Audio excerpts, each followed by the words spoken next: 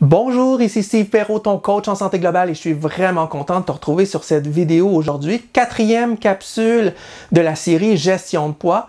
Aujourd'hui, on va parler du principe 80-20. Principe qui a été amené par Richard Koch dans ses 2 livres où il nous explique le fait que 80% des résultats qu'on va avoir peut être produit par 20% des efforts qu'on applique. Et le 20% restant de ces efforts-là va nous prendre 80% de notre énergie, ce qui est monumental pour avoir des résultats. Est-ce qu'on les veut vraiment? C'est sûr que si, au niveau de l'alimentation, je suis quelqu'un qui s'entraîne pour des performances athlétiques extraordinaires, si je suis quelqu'un qui, dans la vie, veut un corps d'Adonis aux muscles prédominants et découpés, ben c'est clair que là, je vais devoir passer dans l'autre partie où le 20% va me demander 80% de mon énergie pour arriver à des résultats. Mais dans la vie de tous les jours, des gens comme vous et moi, on n'a pas besoin de faire tant d'efforts que ça. Ça veut dire qu'en surveillant des petites choses, au jour le jour, des petits détails, on va avoir 80% des résultats. Que ce soit dans mon alimentation, que ce soit au niveau de l'exercice physique, j'ai pas besoin de faire des choses monumentales pour avoir une note de 80%, ce qui est une excellente nouvelle en soi.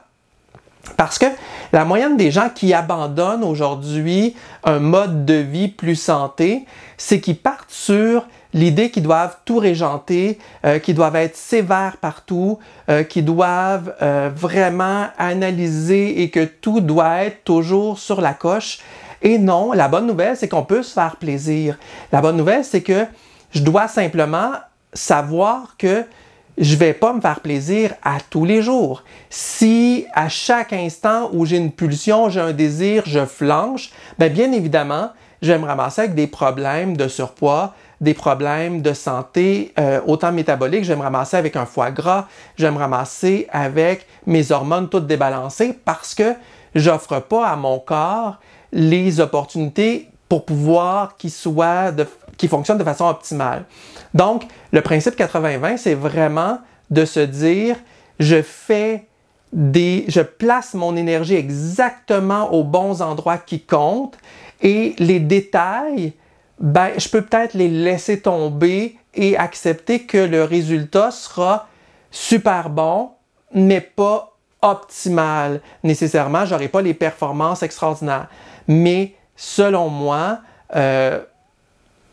dans la vraie vie, dans nos vies occupées, dans nos vies où il y a toutes sortes de choses qui nous arrivent, je pense qu'avoir une note de 80% au niveau de notre physique, de notre santé, de notre énergie, c'est déjà vraiment optimal. Parce que présentement, pour la moyenne des gens qui regardent, c'est tout probablement pas ça. Parce que à force d'avoir essayé, à force d'avoir été sévère, vous avez passé dans le côté obscur de la force où là, votre énergie, vos choix sont faits à obtenir toujours les résultats. Donc, 20% d'efforts pour 80% de résultats, mais vos efforts qui sont mis, ou votre absence d'efforts plutôt, va donner donc ce 80% d'énergie négative au niveau de votre santé qui vous amène dans un chemin où vous ne voulez pas être.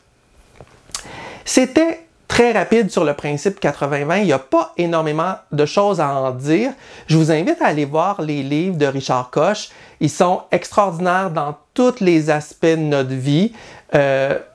Si ça vous tente, je pourrais faire une capsule où là, on décortique chacun des points, ce qui n'était pas mon but. Je vais vous parler aussi d'un autre livre ici, un cours pour maigrir, oui. C'est parce que c'est une fille qui a travaillé, Marianne Williamson, qui a travaillé au niveau du Course in Miracle et elle a sorti 21 leçons sur comment changer notre état d'esprit pour pouvoir mincir sans régime nécessairement extrême, donc toujours dans le principe du 80-20 où on fait un minimum d'efforts pour un maximum de résultats.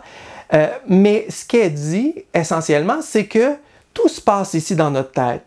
Ma vision de moi, le pourquoi j'ai pris ce poids-là? Est-ce que ce poids-là était pour me protéger? Est-ce que c'est comme un mur que j'ai bâti autour de moi pour éloigner des gens?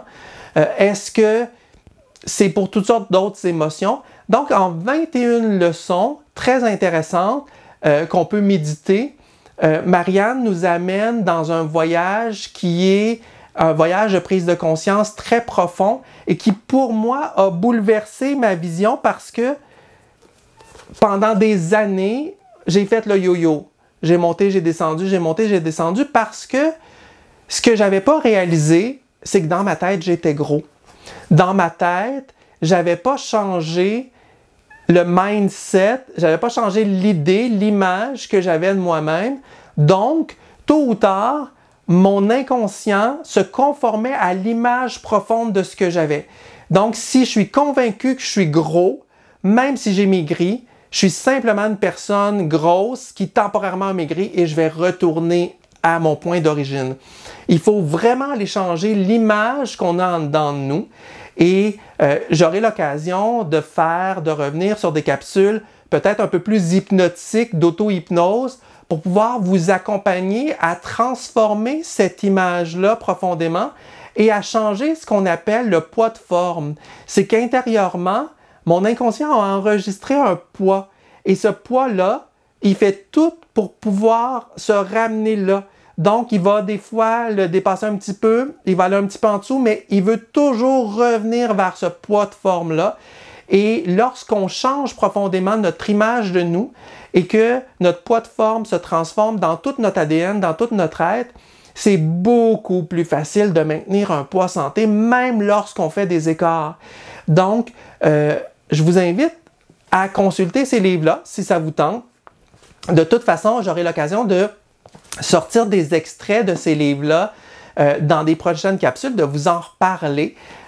Parce que je trouve que c'est des principes qui sont très, très intéressants à imprégner profondément dans notre vie sur notre chemin du poids idéal pour nous, sur notre poids de forme. Et notre poids idéal, rappelez-vous que ce n'est pas nécessairement le poids social, mais vraiment le poids avec lequel moi je suis à l'aise et avec lequel je suis en santé optimale. Parce qu'être trop mince, c'est pas nécessairement plus santé qu'être vraiment avec un surplus pondéral majeur. Sur ce, j'espère que vous avez aimé cette petite vidéo-là aujourd'hui. Si vous avez aimé, un petit pouce bleu. Si vous n'êtes toujours pas abonné à ma chaîne, je vous invite à vous abonner à ma chaîne en appuyant sur le bouton et en pesant sur la petite cloche pour être notifié à chaque fois que je vais sortir une vidéo. Et rappelez-vous que nous sommes des humains imparfaits mais dignes, toujours en chemin vers une meilleure version de soi. Et sur ce, je vous souhaite une excellente fin de journée. À la prochaine!